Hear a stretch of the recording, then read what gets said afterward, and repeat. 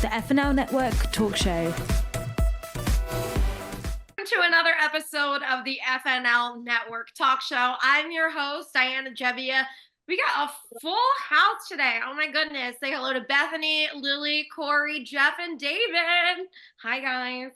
Hi. What's up, guys? How you doing, everyone? How has your week been?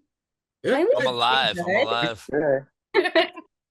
You know, I had a pretty eventful week myself. I actually got to cover LA Fashion Week for Fashion News Live, which you guys will be able to watch on that channel very soon. But I just have to say, it was a wonderful experience. I met so many cool people and just had a lot of fun, just really doing what I love with awesome people, learning new things, being intimidated by gorgeous models, some of which you will see right now. Let's take a look at the footage from Fashion Week. Welcome to Fashion News Live. I'm your host, Diana Gebbia. We are back in downtown Los Angeles for another night of LA Fashion Week. Hey y'all, it's Rachel here. We are here at Los Angeles Fashion Week. Hi everyone, Crystal Fambrini here, and welcome to LA Fashion Week. Hey everybody, it's Sarah Patemba, and we are backstage LA Fashion Week. This week is all about fashion and entertainment, and fashion is about expressing yourself. Hi, I'm Danny Fessler. I'm visiting from New York City, and I feel amazing tonight. I would definitely say get some education and try to follow your own way. To have this experience, we were on a LA market, and now we are on Los Angeles Fashion Week, first time. Hi everybody, my name is Natasha Satin, and today I'm walking for Over the Sea. I'm absolutely thrilled to be wearing this collection. It is just ethereal. Hi everyone, I'm Keelan Ferguson. I'm super excited to be here. I'm having an incredible time. I'm from LA and I'm walking for Over the Sea today. I adore this. I don't usually wear the color brown, so I'm having a lot of fun. Do you hear that? Dress her. This body needs to be dressed. That was awesome. I really had a blast hanging out with everyone, and I can't wait for you guys to watch the full coverage. I know that girl. I wish I was with people.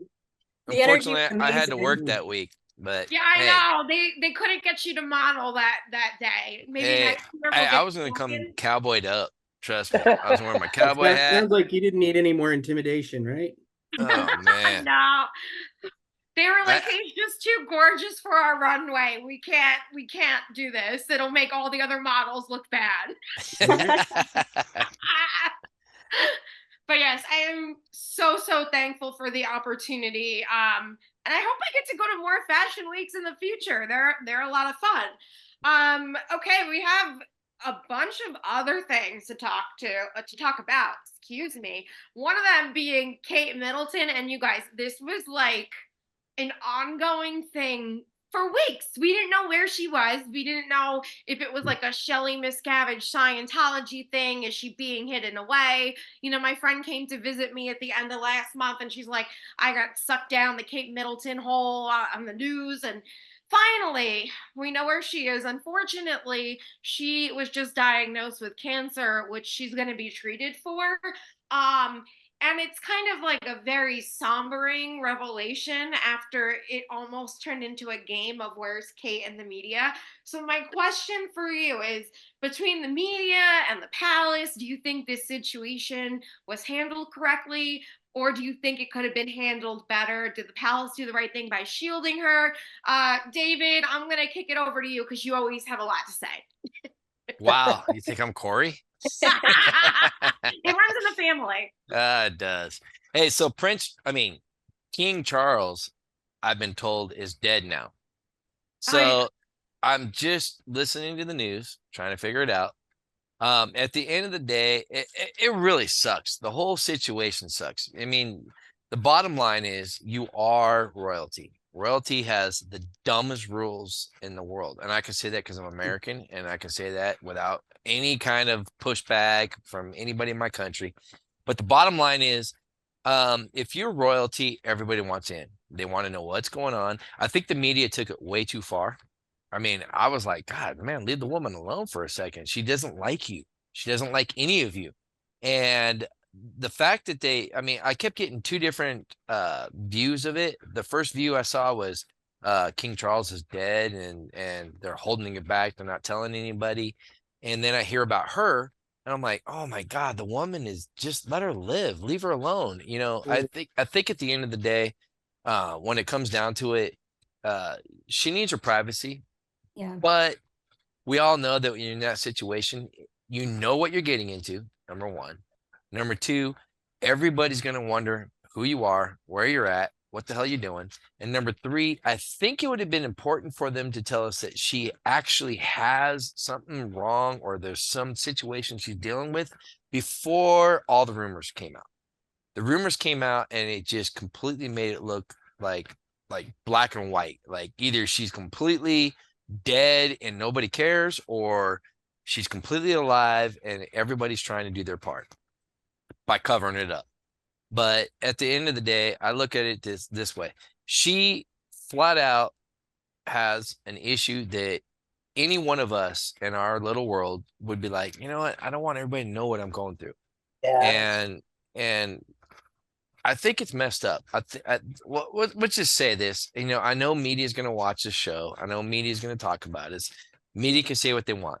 At the end of the day, media needs to have a freaking heart. You know, they need to understand, God dang, dude, these people need some privacy sometimes. But you know, they get paid. They get paid with the big show. There's no morals. There's no hearsay. It's just straight up, hey, whatever you heard, post it. Let's be the first people out there to throw it out there and say, hey, we got the story, we got everything that's coming down. And I think for the most part, I think everybody has done everything they can to come up with some conspiracy theory, come up with a story. I think it's sad. I feel bad for her. I mean, coming from a family that's dealt with cancer, that's dealt with somebody in the family that's dying, it's not something that you want to deal with on a daily basis, and it's not something you want the whole public to know about. And unfortunately, she's in a situation where you know what it is? Her PR department effed up. They should have just said, hey, she's going through some struggling times. She's not dead. The royal family didn't kill her off, you know, because I kept hearing that one. The royal family killed her off. You know, she's not dead. She's going through some troubles. And you know what? She's a beautiful woman. She has a beautiful family, and they have no privacy. In fact, have you ever looked up all the rules to be in royalty? Yeah. It's crazy. It's absolutely effing crazy that the things that they make them do. You know, you can't do this, you can't do that, you got to do this, you got to do that. You know what? This is a new age. We don't have to stick to the old school. I mean, I think for the most part, it sucks what happened to her. I think it sucks. I'm praying for her that she makes it through it, because, you know, she doesn't need this crap. And the media, God, we love the media and we hate the media at the same time. Yeah. And with all the paparazzis out there, you know, they want to see you fail. People, for some reason in this world, want to see you fail. And I think it's because it brings you down and it makes you look human. And I mean, of course she's human, you know, she's in a big spot, you know, so for the most part, I think it's ridiculous what they've done to her. Yeah, I agree completely with you. And also I think their PR screwed up when they released the Mother's Day photo when she had like 4 fingers or whatever. Like there's just so many ways they could have gone about this better. I also was giggling in the beginning when you said that King Charles, they're saying he's dead, because I saw that too, and I was like, there's no way. Like, there's no way. She has 9 lives, and one or what, 5 of them's gone right now. So you know, that's it's conspiracy. Somebody has to make money, and you know what? We've had technical difficulties on this show, and we know. First off, we can be like, hey, let's just make it look like this. Let's do this. Let's do that. You know, and at the end of the day, I think that they did everything they could to cover it up or make a show of it. It gets press. I mean, it draws people in. And we all know in the entertainment industry, anytime it comes to it, they have to make sure that they can get viewers. Exactly. And they're getting viewers, and I think it sucks. Yeah. I'm going to say a little bit more, but I'm going to shut up now because you say I talk too much. Oh my God. Lillee, I'm going to pass it over to you. I actually agree with you and David. I think it's really so terrible. And I think the PR, like, I don't know if they should have been like, hey, she's going for a scheduled, stomach surgery immediately on Reddit, on Twitter. Oh, it's for vanity. She's getting a tummy tuck. Princess Catherine is very skinny. What tummy tuck? I think that started it. And then it started to go into like, oh, let's find Kate. And I think it's terrible. I think the PR department did not take into effect that, the internet is vile. They thought people love Catherine, so this is going to be like, okay, we're being transparent. Transparency never really works quite the way you think it's going to work. So I think Queen Elizabeth II, don't complain, don't explain, is really what they should have done. I think the Photoshop, Kate should have never made a statement. That was, no. It gave more food, it gave more thought. I think that it's really just terrible that she had to give a video in pain, going through chemotherapy. Hey guys, this has happened to me. Please give us privacy. That was genuinely painful to watch. Has anybody ever had the stomach flu? I mean, the last thing you want to do is talk to anybody you know. You're like, you know what? Suck balls. I don't care. Kill me now. It was so painful to watch this because I genuinely feel like maybe this never would have happened and she would have just gotten better on her own time and like then come back out and, do the things she does for, England. And I think that the way she was pushed is quite terrible. I think it's terrible, the whole situation. Agreed. Yeah. So many good points you just brought up. It is horrible, and that video was terrible to watch. Oh my God. The second I put it on, I was like, please somebody like just cut this video. Like, I know, it's heartbreaking. Yeah. Enough. Oh my God. All right, I'm just gonna move this way then. Corey, what are your thoughts on this? I mean, first of all, they're celebrities, right? And kind of David kind of hinted at that, right? There's some stuff that comes with the territory for sure. When you get into that position, obviously some of them were born into it. She came into that position fully aware of what it was going to be like. And sometimes, unfortunately, that seems to give people license to assume that because she knew this, we just, we have carte blanche. Let's just do whatever we want. She should have known better when she got into this and whatnot. But these life situations, they affect all of us, no matter where you're at, no matter what station in life you have, no matter what it is, we're all affected the same way. And I think these media trying to do their job, and they are trying to do their job, and they can absolutely be leeches. Some of them may be better than others. Some of them, just like any other job or position, there's going to be terrible ones, good ones, bad ones, everything in between. But in essence, if we're willing to look, we're willing to search, we're willing to watch, they're trying to feed us. So there's definitely a level of like, all of us wanted to know, where's she at? What's going on? What's this? What's that? So, as long as we're doing that, they're going to be trying to find that information as fast as they can. And whoever gets it first is going to get the most views, therefore the most money. And it's a business, and it is a part of all of it. And it's an unfortunate evil they have to deal with. I was personally just disappointed in it. I like the two of them.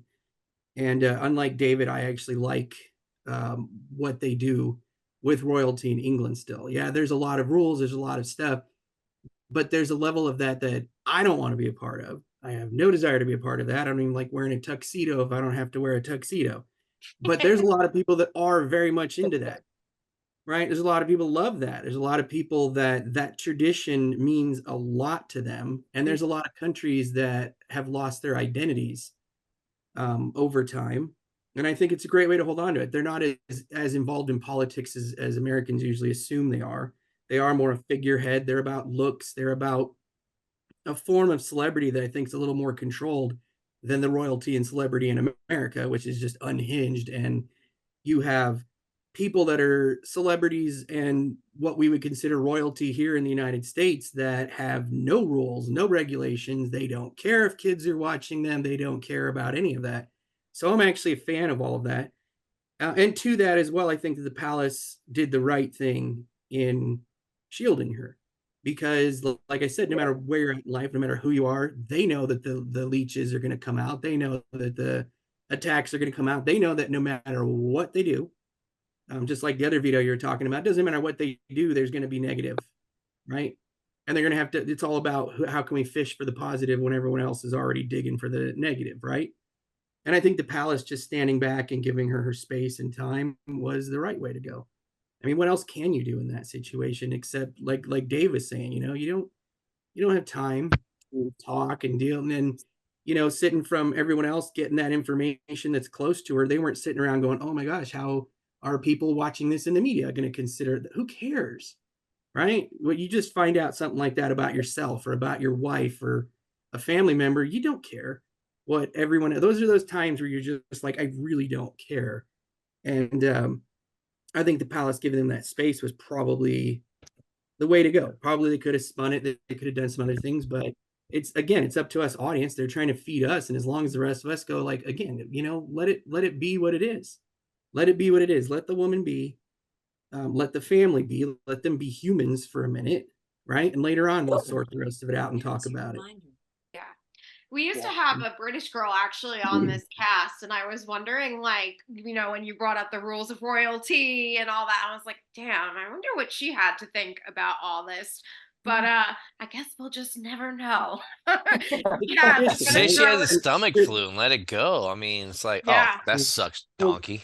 Tradition can be a very powerful thing. That's all I'm saying about that. Tradition can be a very powerful thing, and sometimes it can be almost as powerful as hope.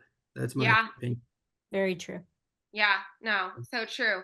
Jeff, what do you got to say on all this? So I want to piggyback off what Corey said. The thing that when is enough enough?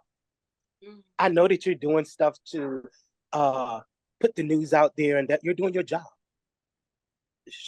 True and dandy. But when someone finds out that they have cancer, they're not thinking about getting on TV, getting in front of people and tell them their story about, I have cancer. Their mindset is, that's a death sentence for them. And they're thinking of, how can I survive? How can I make it and live and not die? They're not thinking about those things. So for people to just get up and start talking about the things that are so crucial in people's lives, it's disheartening. I always say that, when is enough enough? Or what are you doing just to make news or be the first press to put the news out there? Someone has cancer. Like, when is enough? Like, I'm glad I don't work media. To the compassion of people. Yeah, like, come on now. Media that's a lot. We all we deal with media, but when is the level of saying, okay, we're gonna pull back for a little bit, and whatever she's doing, she'll come forth eventually, and we'll find out. But why push the envelope that you have to have someone coming forth because you're putting out false information about them to tell them, I have cancer and I just want some time. So yeah, when situations like that, my heart does get very disheartening, because I think people don't think about people's life and thinking about people, what they're going through at the time. And to me, it's just very disheartening. Yeah. I don't care if they're royalty or not, they're human beings. And life happens. Or anything's died, right? It's almost a double-edged sword, because yes, I agree with you. Like, the reason why she had to come out with this was because everyone was speculating, as Lillee had brought up before, like plastic surgery rumors. Obviously that wasn't true, and what she's going through is far more serious. But then it's like, had the palace or whatever gotten on top of it, kind of like how we mentioned earlier, would this have happened? People are idiots anyway. So no, you bring up a really good point. Like, when is enough enough? And unfortunately, I know you've asked that so many times on this show, Jeff, and it's just like, we as a society are not getting that point. Yeah, because I feel like the change comes when we stop being so, everything is about, I need to get my mentality in any means necessary, that we don't even see people as who they are. They're human beings. They have hearts. They move and have their being just like us. They're just on a different level as far as status, but they're people just like us. But people put them on pedestals because they're royalty. Yeah, they're royalty in their own rights, but we're all royalties in our own rights in some way. But they put them on blast because they're the forerunners right now. They're the ones that's always being seen. They're the ones that are doing supposedly, leadership great things. And soon as something goes left, they're ready to tear them down. Instead of let's build them up and encourage them in the moment that they're in. So I always deal with that when it comes to people as humans.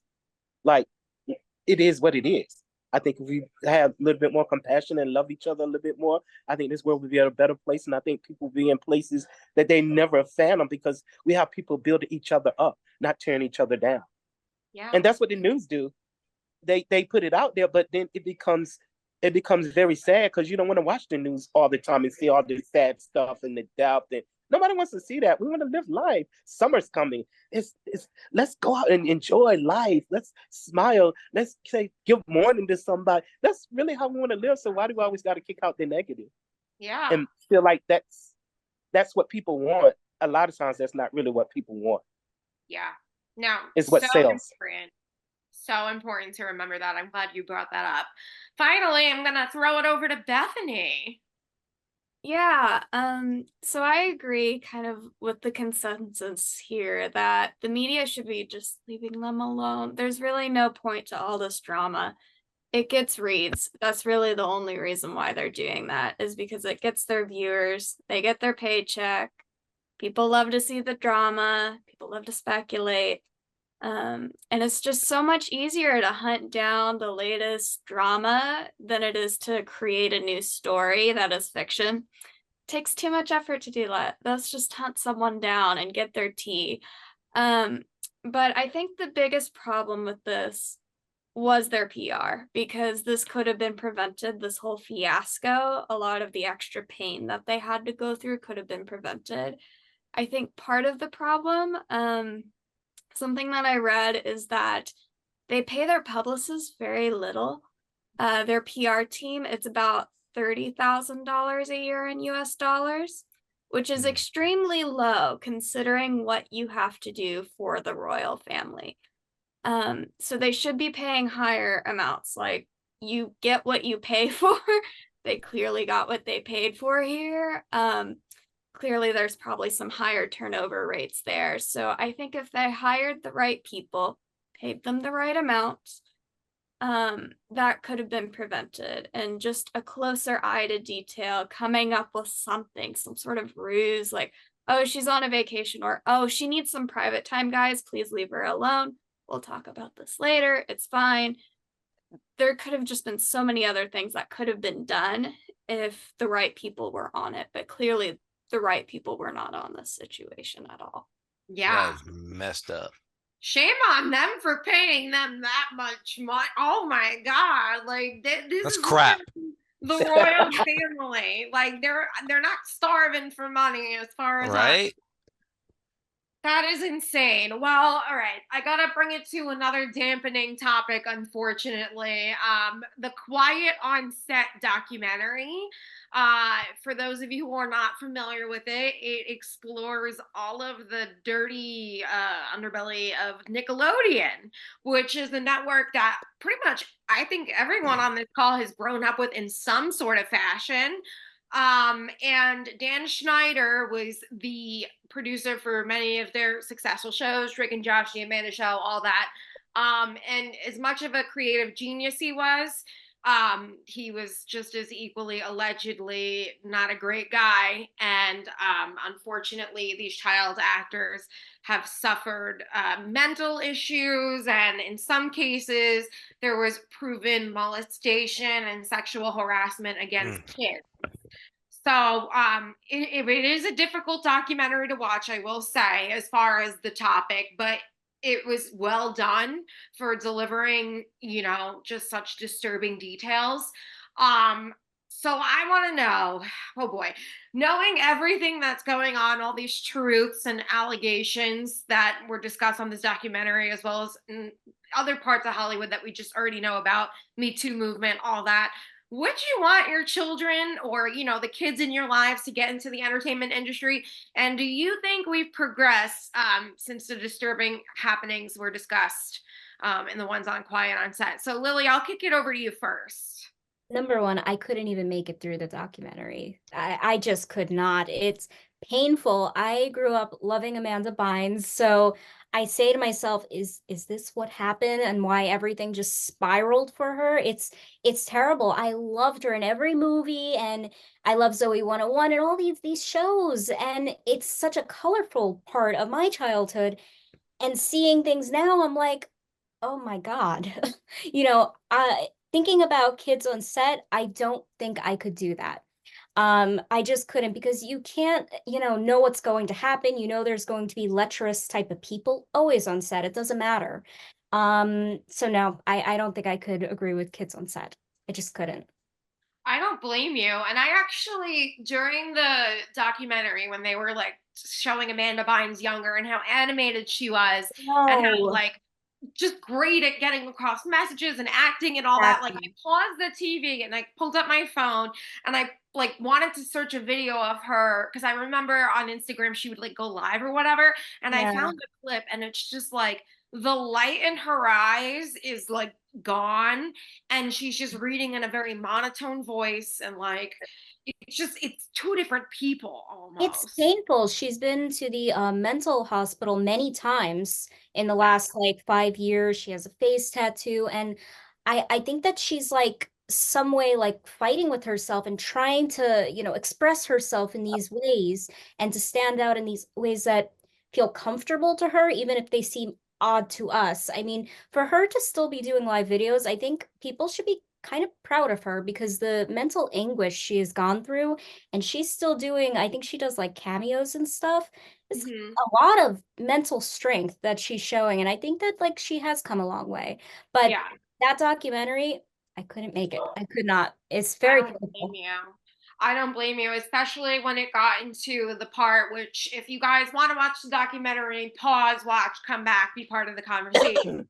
But Brian Peck, who, no relation to Josh Peck, by the way, it turned out that he abused Drake Bell. Drake had been silent about this for years and years and years. And then unfortunately, he had a bit of like dark things going on too, and the cycle of abuse unfortunately continued.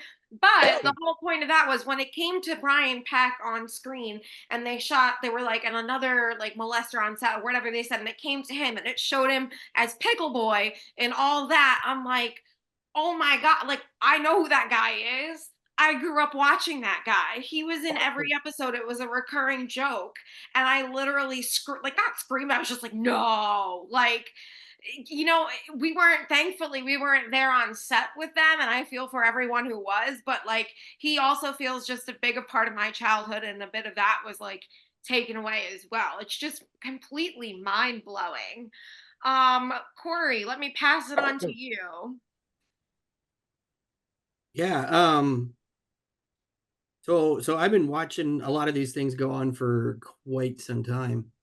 I remember even being as a kid growing up with some of the other stars, you would see a lot. I mean, it seems like almost every child star, almost not every child star, but almost every child star, but particularly the ones from these TV shows.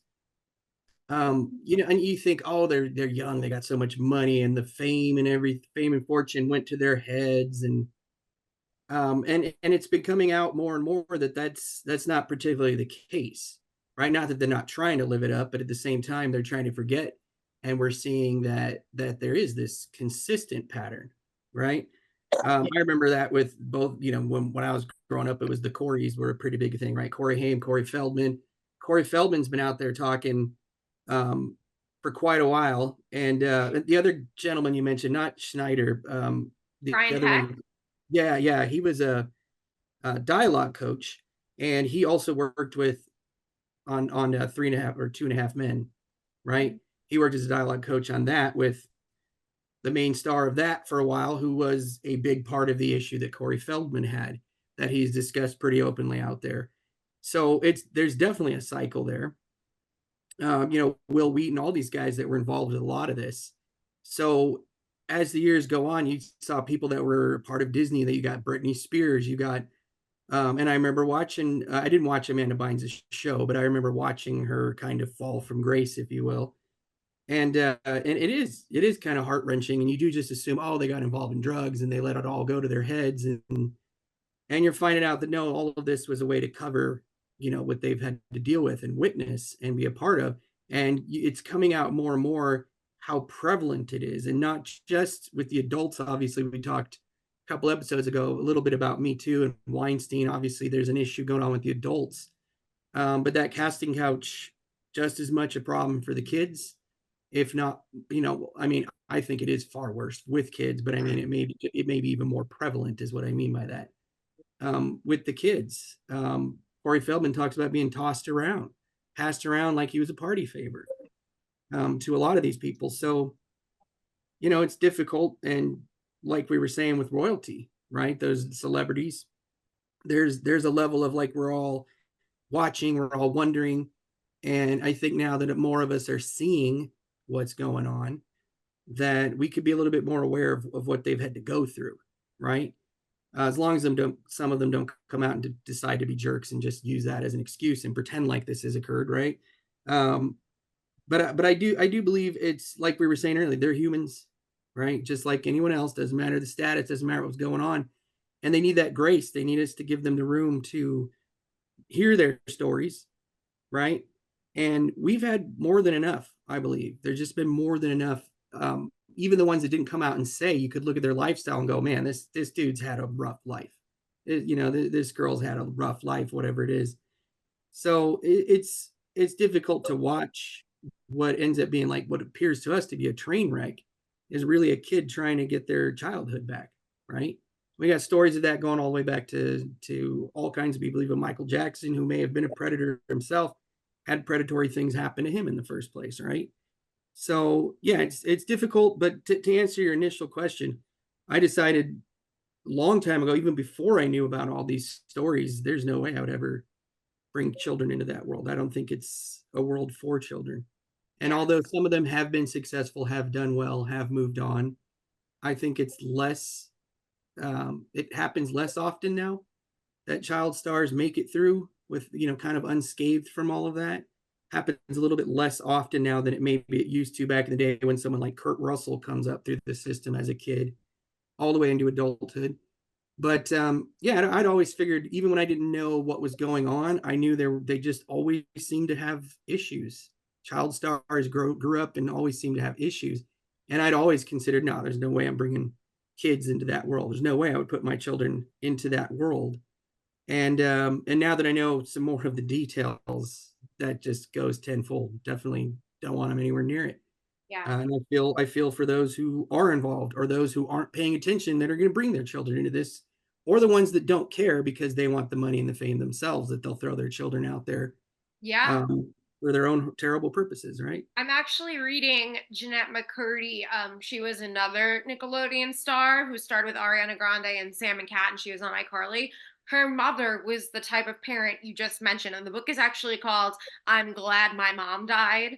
Her mom was, and she explained, she's like, I didn't hate my mom. She was just she's such a mature, wise way of putting it. It's like she just had her flaws and whatever, and it was like navigating through it.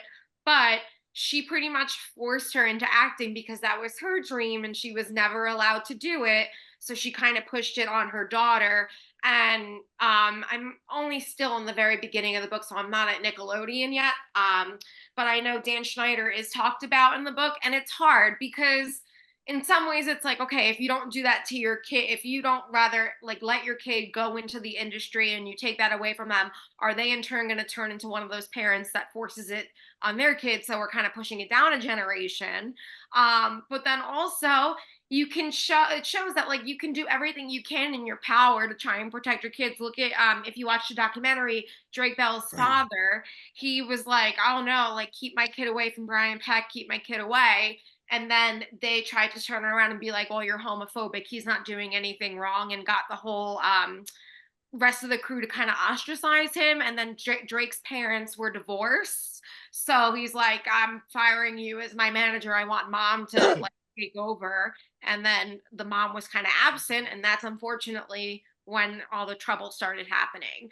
So it's just it's a really difficult thing to take on, and I agree with you. It's like, children, it's not a place where they should be in unless like for some, like, you have to be really rigid and boundaried about it, because there's no way they're going to be able to navigate that on their own. Bethany, what about you?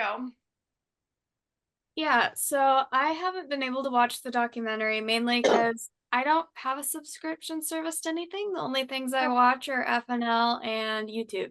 So that's about it. As far as entertainment goes, which is enough for me. But I have heard about this for several years. And when the documentary was coming out, I was like, oh, great. All this is resurfacing. It was very shocking to hear about Drake Bell. I grew up watching Drake and Josh. It's very sad. When I heard about him going on that dark path, it makes you wonder, because it's the system that just enables this exploitation of children, and it is terrible. And sometimes they'll exploit adults, like we saw with Harvey Weinstein. Sorry, I forgot his name. I was like, which of the predators was it? There's so many across different industries. But it just happens a lot. And even in the entertainment industry, if there isn't that type of abuse, usually there's some sort of emotional or physical abuse happening as well from directors. It is just enabled in them. I remember I was in theater and the director was like, well, it's going to be far worse in the industry than how I'm treating you. And he yelled a lot. And it's like, if that's how it is, maybe there's a problem in the industry. Maybe they should change this. It's just really sad to see all this happening. I think it's a little spicy, but if you hurt children, sexually assault children, just castrate them. I'm sorry, but get rid of it, out. End of story. I feel like that's a good deterrent, but I don't know. It's just really sad to see all this happening, and I hope it can be prevented, but I would never let my kids, if I had any, go into this industry. I just could not stomach that. It is sad. And it is, it's the entertainment industry. It's the fashion industry too. I just read another book called Strip Tease. T is spelled T-E-E, like the shirt, because it's about American Apparel. And how the founder of that business, he was allegedly a creep. She wrote about like how he slept with all his employees. Some of them were like 19. And these are all girls, like, when you want to make a name in the fashion industry, you move to LA, you want to have enough money to afford an apartment and like be on billboards and whatever, of course, all that sounds great. Oh, all I have to do is this, and he's pressuring me. And if I don't do it, like, I might not make it in this industry. What do I do? So it's sad that as a society, like, it's almost any position of power where you can get some fame, like, it causes people to go crazy and get power hungry and exploit those more vulnerable than they are. And something needs to be done. What needs to be done? I wish we had the answers, because be a good person is apparently not good enough, sadly. But yeah, no, you brought up so many good points, and it's terrible that this happens. And I agree with you. Like, anyone who harms kids, like, that's it, That's it. All right, Jeff, I'm gonna swing it over to you. So my thing is, how do I say it? They should not be in the industry. But my question is, where's the open door? If they're that young, why they're not being looked over as far as with their parents? Like, I don't understand that. Me releasing my kid to somebody just because they could be the next star, I just don't see them taking them places without me have parental rights around them, being there with them. I just want to know, where's the open door where all that is happening? Like, they can't be at parties, they're little kids, so where's that opportunity happening if they're supposed to be on set? To me, that's the question in my mind. I'm just confused on that. So they did explain it a little bit in the documentary. Unfortunately, it looks like it was a long process of grooming. So it was, these people were always on set with them. And, you know, when you meet your coworkers and you're younger and there's an older coworker, they're put in a position of like, oh, this is a teacher or like a mentor or something. So there's that formulation of trust. And then unfortunately what Drake described, and it's like on like psychologically known as like grooming. I've listened to so many podcasts on it. They like stretch people's boundaries. So they'll do something that's like a little weird first, and you're like, oh, like this is odd, but whatever. And then it's done enough times that you get like desensitized to it. And then from there, it just becomes normal and you don't blink twice. And it's really scary and it's awful because a lot of the times you don't realize that anything was being done to you until after the fact.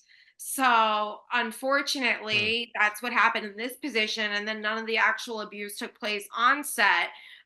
He was like taking Drake to like Disneyland, or, you know, they would have everyone over at the house. And then his mom he was saying once he got rid of his dad as his manager, his mom lived in Orange County and she was afraid of driving on the freeways to LA.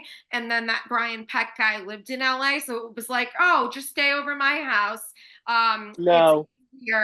Yeah, that way you don't have to drive on the freeway. And of course it didn't happen the first night. Like more of that grooming went on where it was just, it's just disgusting to even think about, you know? Yeah. I think there just should be boundaries. And it's sad for the kids, but you still have to take it back to the parents, allowing those kids to be in those situations. And I know, because I can tell you, I was molested as a kid, and like to talk about that because I have grown into the person I am now. So when it comes to young kids, and its signs are there. I was very angry through my teenage years. There are signs all around, but are you taking the time to really look at that situation and be like, what's going on with you? And really pulling your kid aside and let them openly tell you and not judge them and be like, is something changed about you? The signs are there, but my thing was, as we were talking about it, is where is the open door? Where's the opportunity? If they're supposed to be on set doing work, where are they in these places where it's happening and nobody is seeing that? Like releasing a young kid into somebody else's arm. I don't care if they're mentoring. I don't want to leave my young kid with somebody for a period of time. I want to be there. I'm like, no, I want to be here because if anybody's a mentor, I'm the mentor. I'm the person that they should be looking at and learning from. It should be somebody else teaching them when that's what you're called out to do as far as a parent.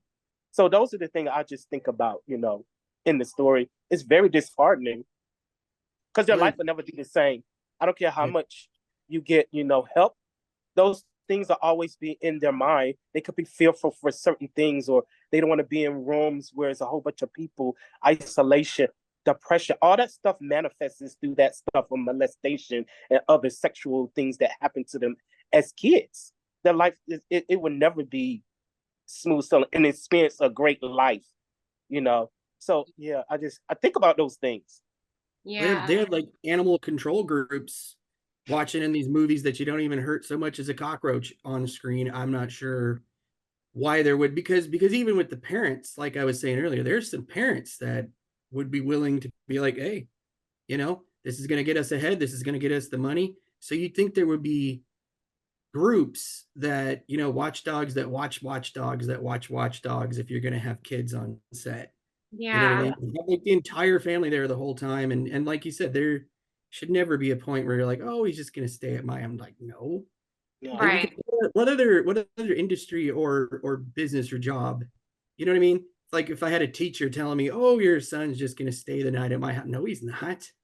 Like, I don't care that I don't care. You know, that's not a thing. So yeah, why it is in that industry, why it would be something's acceptable. And, you know, like you said, who's watching them? Who's watching out for them? That's so true. And Jeff, I just want to say I'm so sorry that happened to you, and thank you for opening up to us about it. Yeah, most definitely, yeah. Experience to relate. Yeah, I grew up. It's weird because some of my growing up is being here on the FNL. Like the shy thing with me is the hiding of, you always feel like it's your fault. and you hide behind those things that you struggle with. And once you overcome that, okay, I'm not that person. Okay, that happened to me as a child. How can I make a difference?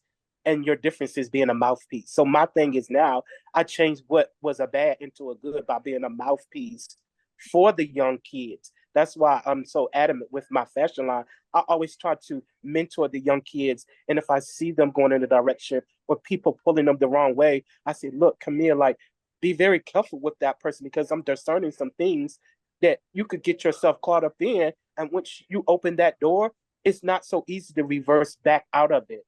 You know, it's a process. So those are the things that I do when it comes to my brand and when it comes to me ministering. All that is part of what I do now. And that's how I'm getting empowered to empower them. Yes. Who else is teaching them discernment? And who else is teaching them discernment? You know what I mean? Yeah. Discernment has to be taught as well as it is felt and understood. So good on you. All really good points. Last but certainly not least, David, what do you think?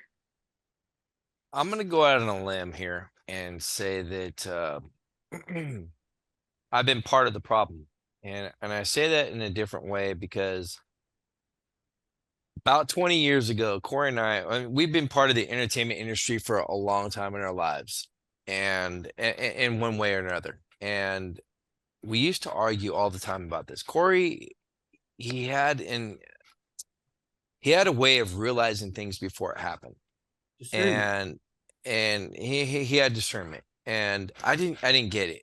And everything that I ever did was amazing because of the fact that I would get the part, I would get the main part, I'd be in it. You know, I was like part of the well, I don't know what the heck my thing's doing here. I'm sorry. Floating head. Yeah, I put her on pause an hour ago. I told her stop. Yeah, she's trying to tell me what to do right now, just like everybody else.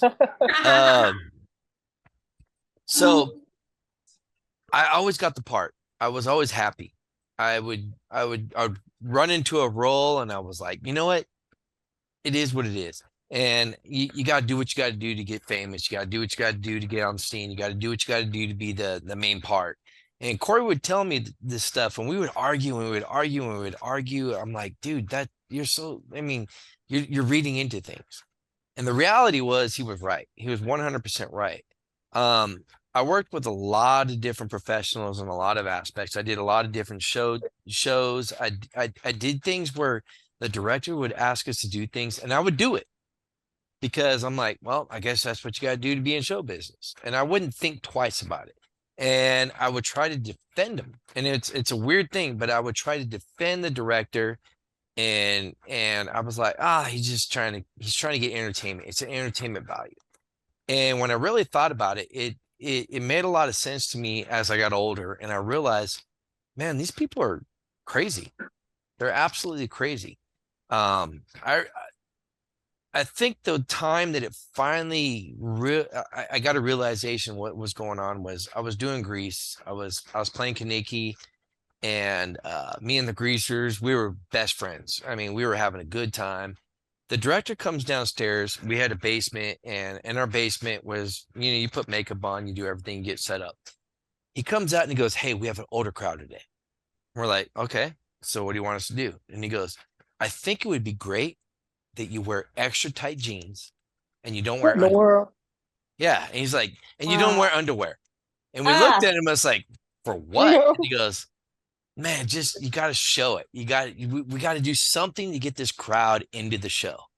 And we all looked at him and we're like, and I'm not saying it in a negative way or nothing, but the first thing out of all of our mouths at the same time is like, dude, that's gay. And everybody looked at us and they're like, what the hell are you thinking? And the director looks at me in the face, he points at me and he says, do you know that Danny's gay? And I looked at him and I said, what does that got to do with us like wearing tight jeans? That feels weird. And he said, come on, let's just do it. We all said, no, that's just too weird. We're not doing it. Oh my God. And he goes, all right, whatever. It was funny. So we went to a cast show. And we got to go to the director's house, and he had a mansion in the Bluffs. And I'm not going to say his name, I'm not going to say where it was at, but just say that we were there and it was crazy. This man walks out, he had a drink in his hand, and he had a house coat on. And he looked at us, and he flashed us out of the blue. And we looked at him, and for some reason, I was like, oh my God, that was like 10 inches like too long. I didn't know what to say. I looked at it, and I looked at my buddies, and my buddies said, dude, that can't be real. It wasn't real. You made me cough. It wasn't real. Yeah. He wanted us to be weird. And we looked at each other and said, dude, this guy's crazy. And because I had really good friends around me, and you know what, I say this all the time. My friends, when I was in the Midwest, my friends reminded me of my brothers, because they could be crazy and stupid. We're all stupid at points. We just say stupid stuff all the time. But I looked at them, and they said the same thing that I was thinking. What the hell? What's he trying to sell? And for me, I was an adult when I really bought into the entertainment industry, and I felt that I was strong enough to be able to handle the things I've been through. As I've gotten older, I've heard stories from family members. I've heard stories from my parents, and I've been through a lot, and I've been through a lot of trauma that I have blocked out. And I blocked it out to the point that I don't remember some of the stuff that's happened to me. I mean, if I were to talk to my sister and everybody else, I've been through some trauma that was like, you don't remember that? And I'm like, no, I don't. And for me, it was always, how do I make the adults happy? How do I make the producer happy? How do I make the director happy? You just got to do what you got to do. That was my thought. And I think, and I may be wrong with this, but it's the same thing with being in the military. I was in the military. I had friends that went through the same stuff that I went through, and they had PTSD. Hell, I didn't even know how to say PTSD for the longest time. I was like, that PTS, whatever. And they were like, oh, PTSD. And I'm like, I have a gift. I guess you can call it a gift, or it's a blocker. And I forget things. I don't notice it. Because for me, I wanted to make sure that the director's happy, the producer's happy, my friends are happy, everybody around me is happy, and I wanted to argue. And so for a long time, Corey and I argued. We argued till we were blue in the face. I mean, you guys have seen us on the side. We argue about stupid shit. And at the end of the day, I have to respect my brother because he sees things before I do. And I put a buffer zone out. And I like it to the fact that I probably am better at blocking the stupidity and realizing there's a difference between entertainment business and reality. And it didn't hurt me. And because, if it got to a point where I felt like I was being hurt, I let it go. And I did what I had to do for my craft. And at the end of the day, I look back on it now and I think, God dang, dude, people took advantage of me all the time. And I just did what I had to do because that's what you do as an entertainer. And I didn't think of it in the same light that all my friends did. And I have a lot of friends that have been through some stuff, and they've talked to me before and they've told me the same thing. They're like, dude, the stuff that they made us do was crazy. I mean, I did acting lessons. I did advanced acting lessons. I did things where I'm doing something, and then my director tried to get me out of my comfort zone. Corey did a show, and I may be wrong, but Corey, I think you told me he was one of your favorite directors of all time. The guy did his own autobiography, or what do they call it when you do your own show about you? Drama. Auto drama. He did his own drama. He walked out naked. I looked across like, holy crap, that's crazy. I wouldn't do it. But I had an utmost respect for this guy because I was like, dude, he just doesn't care. And I realized at a very young age that these directors are going to ask me to do some stupid stuff. and people are going to ask me to do things that I don't want to do to get me out of my comfort zone. I thought it was part of the acting world. I thought that's what you got to do if you want to be famous. I thought that's what you got to do if you want to be an exceptional actor. At the end of the day, I realized, dude, people were exploiting me. They were exploiting my friends. They were exploiting my brother. They were exploiting things that we did. And Corey and I argued on this for a long freaking time. We argued. I'm like, dude, just do what you got to do. And I have to admit, Corey was a lot smarter than that. He was a lot more inept at understanding what was going on. He had more discernment in it. And I was just doing what I had to do to be famous, or I was doing what I had to do to get the part. And I didn't think about it. But I think I have a personality that was able to accept the stupidity. And when people tell me I'm stupid and I did what I did, I'm like, it is what it is. But there's a lot of people that don't have that same ability. And I think when I watched the movie or the documentary that Diana had me watch, and I look at it and I'm like, God, man, there are some great actors there, some great talent, and they got exploited, and they were unable to handle what was coming at them, and their parents sucked donkey. I mean, I'm just gonna say it. Their parents suck, because my parents were really good. My parents, I have to give them credit, because at the end of the day, anytime that my parents would tell me, oh, that's stupid, if my parents believed in it and they knew it, I was willing to go all the way to the border before I said, okay, this is weird. And I always thought, as an actor, you have to go weird, because that's what they taught us in acting school. You have to get out of your comfort zone. Your comfort zone, I started to find out when I watch all this, my comfort zone, your comfort zone, everybody's comfort zone in the entire spectrum of the entertainment industry is do something to make the director get off. And if he gets off, you get the part. And so I look at it this way. It's crazy. And I feel like I'm part of the problem, because I was one of those people that I'm very naive. At the same time, I'm like, I'll do whatever you tell me. If you tell me to butter up and butter and jump through a hoop of fire, I'm going to do it, because I get entertaining or entertainment. But at the end of the day, I think I heard it me personally. I'm one of those actors that would say that I've hurt everybody in the process, because some people have a limit, and I was willing to jump through those hoops like an idiot. And you guys talking tonight made me realize, God dang, dude, I was like, maybe I should have stood up. I should have stood up and said something. Yeah, but I wouldn't argue that you were part of the problem, because you were like, I think you were groomed.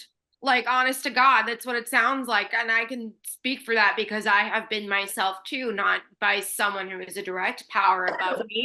But it's just everything that you're just describing is like person in power, testing your limits. And of course you didn't stand up, because you're coming at it like, I have this part. Just there's a people pleasing thing. Our nervous system responses are flight, fight, or fawn. And you were fawning. I know it sounds weak, but it's not. It's like you were just like, all right, appease him, I get the part, whatever. Whereas your brother's instinct was flight. Like, nope, get away from it. This is not for me. So I don't want you to sit here and think like I was an idiot or whatever, because you weren't. No, you're right. You're 100% right. And I mean, God, I'm old now. So, I mean, look at me. And, but at the end of the day, my brother was right. And I hate to say this in front of all of you and in public, but he was right. And I should have listened to him a lot more. I would have done anything and everything to get the part, because I thought, well, if you're an entertainer, you don't care about what people think. You have to do the part. You have to go out on a limb. It's like walking out on stage and saying, you know what? That guy's an entertainer. That lady's an entertainer. She's not afraid of what people think. And going out there and doing what people think and what the people want to see made me happy. I was happy because I was entertaining, but I didn't realize on the back end that I was exploiting myself in a lot of different ways. And I was not making it better for better actors that were following behind me, because they thought, oh man, he's the real deal. he's got balls. He can go out there and do a complete auto drama nude. I mean, I ain't gonna lie, I wouldn't do it nude. That's where my limits were. I was like, ah, god dang, that's kind of weird, you know. But I've done shows where the director told me, hey, you have to make out with this girl like you guys are having sex, and we get done, and he's like, no, it's not enough. I'm like, god dang, my mom, my sister, my wife, I mean, everybody's gonna be out there, my kids. And he was like, you got to sell it. And so I sold myself to the devil. And I sold myself to the point where I would do what I had to do for the entertainment value of it. And I mean, I'll be honest with you, I'm not hurt. I still think I'm pretty strong, but I'm a different individual than everybody around me. There's a lot of people out there that I feel bad for them. They got screwed. And I see like Amanda Bynes, I'm not going to lie. When she was young, I thought, God, this girl is amazing. I didn't even care about her shows, but I wanted to watch it because I thought she was a great actress. I thought she was funny. She was amazing. She didn't care. In my mind, I'm thinking the director tells her to do something, she'll just do it, and she's going to go above and beyond. That's what I want to emulate. Now I look back on it, I'm thinking to myself, God dang, dude, I did a lot of stupid crap. I did a lot of stupid things that most people wouldn't do. And you know, did I do it for me or did I do it for the entertainment industry? Did I do it to get the money? Did I do to get people to like our show? Did I get it for the awards and the accolades? But reality is there's a lot of BS out there. Sorry, Diana's not willing to say it, David, but I can say you're an idiot. Wholeheartedly. I am an idiot. Hey, look, I'm not afraid to admit I'm an idiot. I will always be an idiot. I will be an idiot to the day I die. I do. If you tell my dad dared me jump off the pier, my mom's like, "What are you doing? He's stupid. He's gonna kill himself." I jumped off the pier for $1 for 30-foot drop to the sand. Yeah, but it hurt. But you know what? I got my dollar, and the wind knocked out of me. But you know, there's a level of that. There's a level of that that's acceptable. Right, there's a level of that that's acceptable that will do things for entertainment value, but that's where the discernment Jeff is talking about comes in. And that's what I see with the grooming. Grooming is about taking away the like what might have been a hard line for me was a blurred line, right? And this happens a lot with kids. With both my brothers growing up, there's certain times where we were in situations where somebody be like, "Oh, this is just," because you know things were tried with me, let's put it that way, many times in theater as well. And you know, sometimes I remember your toga falling off. Yeah, that was nobody's fault. That was not my mom and dad were there, by the way, so everybody knows. I realized everybody's constant nightmare happened to me in front of a full house with my parents there. Yes, I ended up accidentally completely naked on stage. And he was cold. Well, that's pretty impressive for being cold. Nonetheless. Anyways, but no, you know, it's about blurring those lines, and he is correct. In the entertainment industry, it's very easy to go, "Oh, this is what you do. This is what you do," and they will do you. You know, even good directors and coaches, acting coaches will tell you, "Yeah, you got to get out of your comfort zone." But again, like Jeff's saying, when's enough enough? You got to know when it's like, yeah, but not that. That's completely and utterly unnecessary. That has nothing to do with this. That has nothing to do with the story.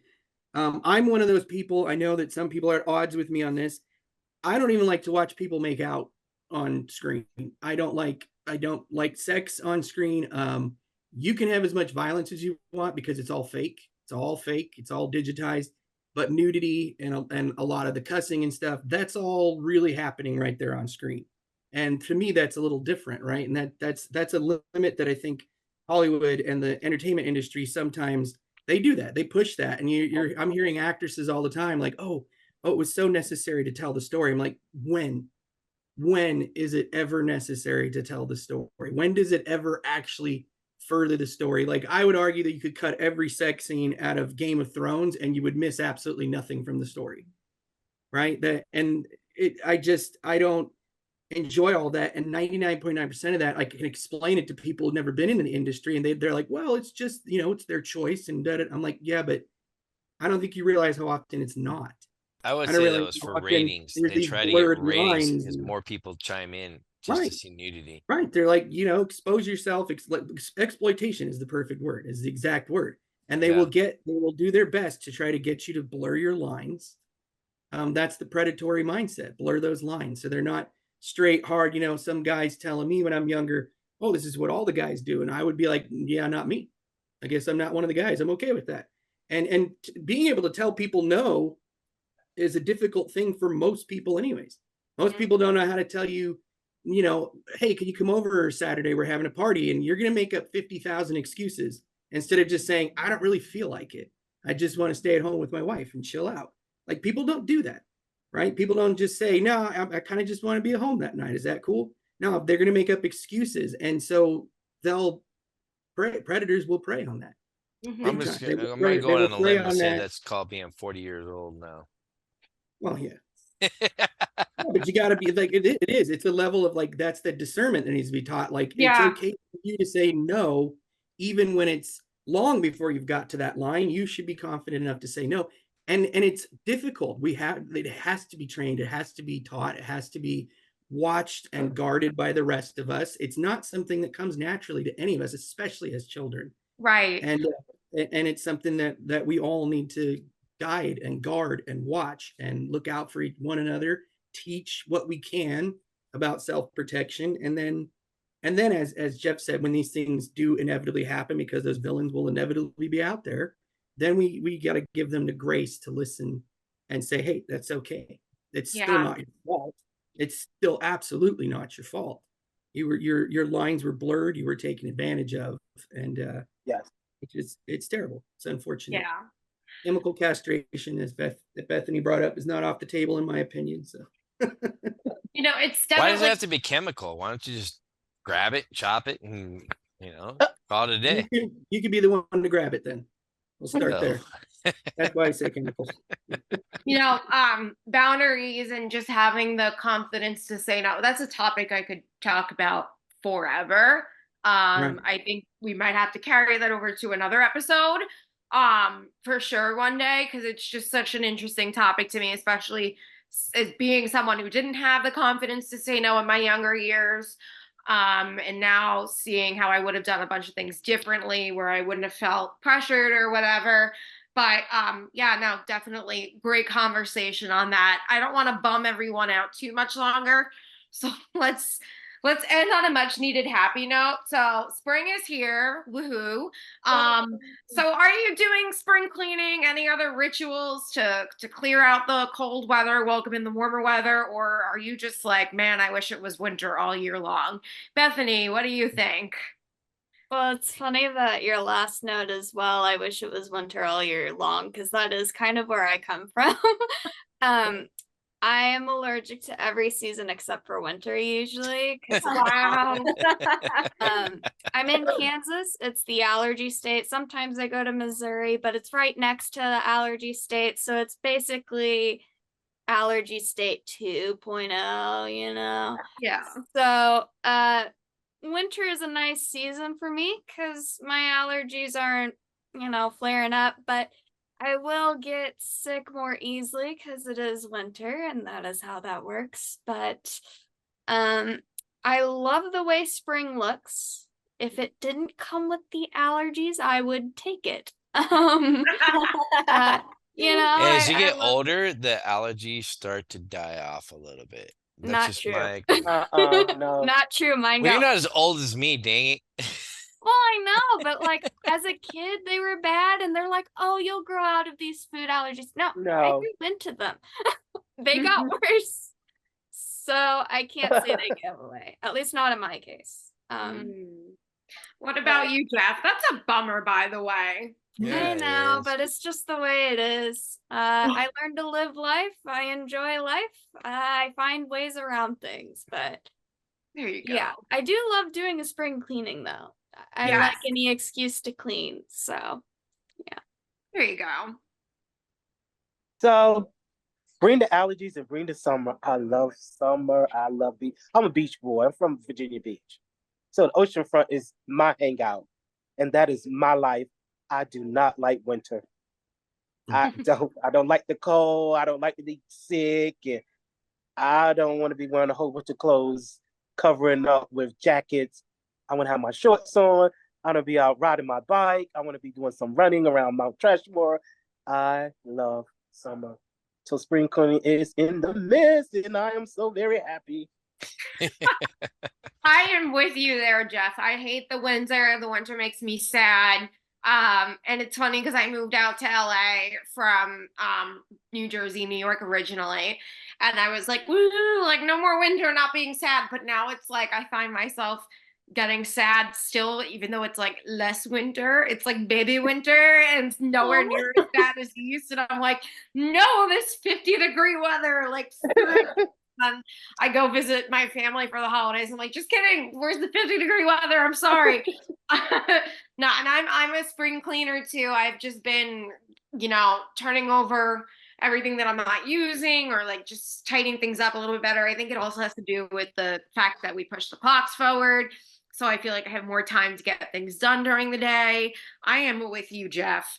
Lillee, what about you? I don't know. It doesn't feel very much springy here in New York. It's like we just got this rain. It feels like winter still. Now, I am a spring baby. Hey, you're but supposed to have a snow day tomorrow, right? We are. Wait, what? No, you're lying. Are you lying? I just threw that out there. It was fun. Oh, good old Midwest. Come on. No, I actually like winter. It's really weird. I am a spring baby, but I love winter. I like you can breathe better. So I love that. So I haven't done any spring cleaning. It's a wreck. It's a wreck. I got backdrops everywhere. I got my camera still over here. I'm a little ditzy right now. So until the weather feels warm, I'm not doing anything. I agree with that. David, what about you? Man, I love all seasons. I mean, I've lived in the Midwest, and I just wish that there's a way that we can have all 4 seasons, and you can have a cutoff date and move into the next one. Because I love the Midwest. I love the snow. I love tornadoes. Call me crazy. I love crazy weather. And then when I'm ready to go out to the beach, get rid of the damn snow. I mean, when Easter's coming around and it's cold as hell, and I'm like, dude, how is it Easter and I have to wear a double jacket because it's snowing out and I want to go out and watch the kids pick up eggs? I'm like, dude, I need to work on my tan. I love crazy weather. I love extreme heat. I love extreme cold. I love perfect weather in the fall. I love perfect weather in the summer. I mean, it's like I'm on set all the time. Like if I'm on set right now, it's supposed to be a winter scene. Let's have winter with snow. And then it's spring. I'm like, dude, I gotta have beaches. I have lakes. I have poppies. I have flowers. It's green. And then summertime, I was like, dude, we got to be at the beach. It's hot as hell.